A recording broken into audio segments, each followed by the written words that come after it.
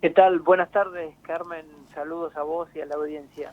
Bueno, hablan de la gripe del loro, pero no es otra cosa que la citacosis, ¿no? Esta enfermedad que transmiten no solamente los loros. Exacto.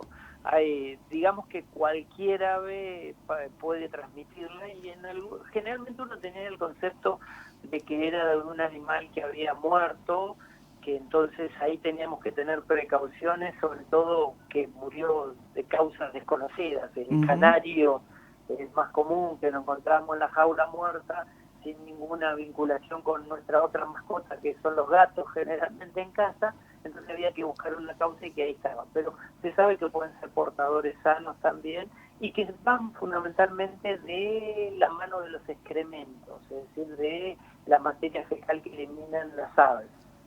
Cuando están en cautiverio, fundamentalmente, es decir, es poco probable que nosotros de un ave que está libre tengamos vinculación con este tipo de elementos porque las excretas, las secreciones, la materia fecal de ellos, al estar en una hoja, en el piso, etcétera, etcétera, sufren las inclemencias del viento, vuelan y no se llegan a generar una cantidad importante.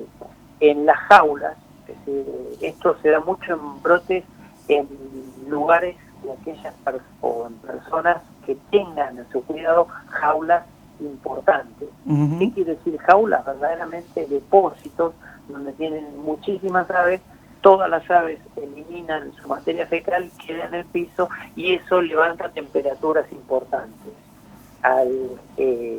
Las bacterias, como este tipo de bacterias, la de la Clamidia psittaci, generan o es el lugar ideal para el crecimiento. Tienen buena temperatura, humedad y eso es lo que le hace multiplicarse. Ujú. Una persona o la persona que entra a limpiar este tipo de lugares sin la protección debida, eso quiere decir máscaras para evitar la aspiración de ellas, ahí se contagia y ahí afecta.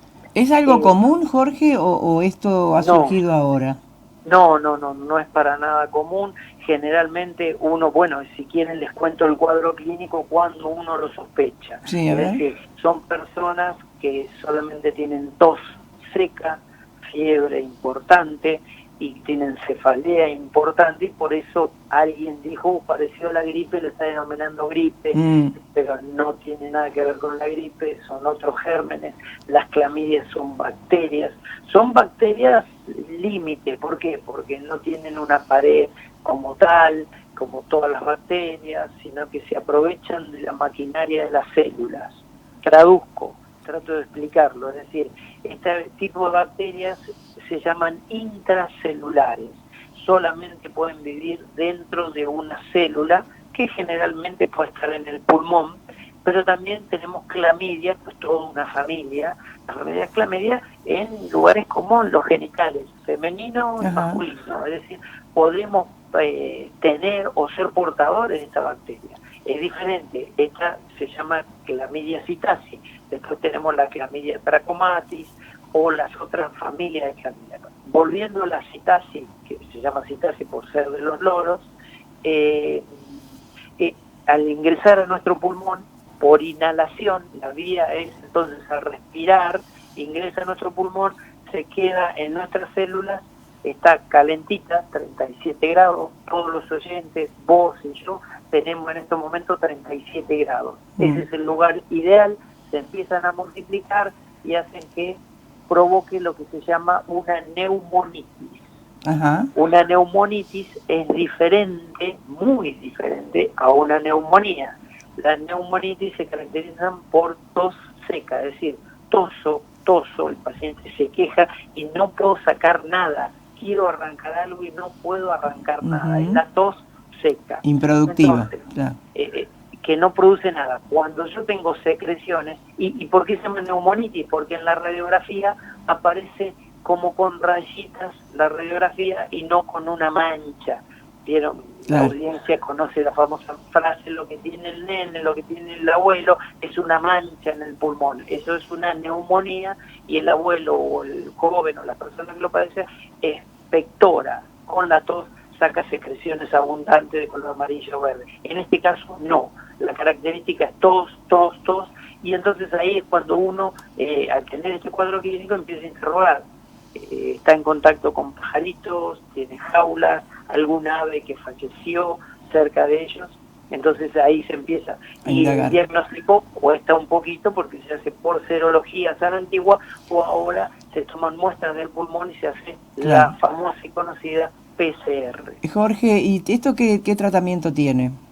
Bien, tiene un tratamiento por antibióticos, es decir, hay más o menos 3 familias de antibióticos que son eficaces para esto, y entonces es lo que utilizamos.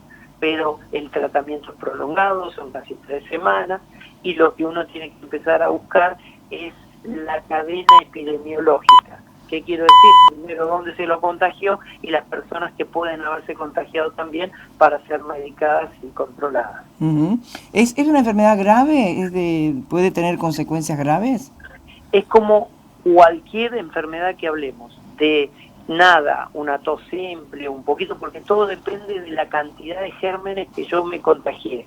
Ejemplo, si yo entré a una jaula o estuve con muy poco tiempo contacto con los excrementos de un pajarito o de un ave, perdón, hablemos con propiedad, disculpen, de un ave, la enfermedad va a ser pequeña, autolimitada, todo eso. Ahora, si mi trabajo es limpiar una jaula o yo me puse a limpiar, barrer, eso hace que yo al barrer levante y genere aerosoles, que los inhalé 5, 10, 15 minutos, la cantidad que en el pulmón va a ser muy importante y el cuadro va a ser muy importante, con necesidad de respirador, terapia intensiva, oxígeno, etcétera, etcétera. Bueno. De ahí va la gravedad. Bueno, a tener en cuenta entonces que esto se da no solamente con loros, cotorras o demás de la familia, sino con cualquier tipo de ave en cautiverio. Exacto. Bueno, es un alivio porque viste que hay unas bandadas impresionantes, no sé si son cotorras o loros barranqueros aquí en la zona, sobre todo en las zonas arboladas. Sí, porque meriendan mi almendro, me dejaron sin almendras. Sí, los higos les encantan también. Y ahora van por mis higos también. Bueno. Así que por eso estamos en plena lucha con ellos. Bueno, Jorge, gracias por aclararnos como siempre este tema. Te mando un abrazo. Un beso grandote, Carmen, y saludos a la audiencia.